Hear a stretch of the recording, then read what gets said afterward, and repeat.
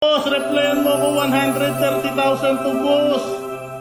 Mga boss, sayang 24 seconds nakapag-reply yung una nating piniem. Sayang naman boss. Sayang talaga. O sige, ganito mga boss. Eto na yung second natin, no mga boss.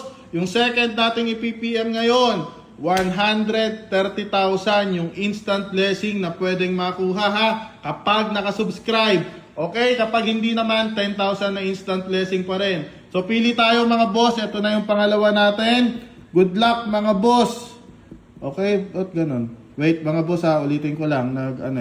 Okay, yan na. Good luck mga boss. Sino ka kaya? At ang mapipili natin, ang napili natin ay si Boss Odysseus. Ayan. Sige, check natin. PM natin si Boss Odysseus. Ayan, boss. Sana makapag-reply ka within 15 seconds, boss. Pag na-replyan mo ko within 15 seconds, boss, may 130,000 ka na instant blessing. Okay? Dahil nakasubscribe si boss, no, mga boss, malinaw. Nakita, tingnan nga natin. Check nga natin. Ayan, mga boss, ha. Nasaan na? Odysseus, ayun, no. Okay? Nakasubscribe si boss, ha. So, PM natin siya. Yan na. So, boss, replyan mo lang ako within 15 seconds, boss. 130,000. Yung pwede mong makuha, boss, ha. Okay, good luck. Sige, pag nag-send, start or nag-delivered. Okay, nag-send na. Ayan na, boss.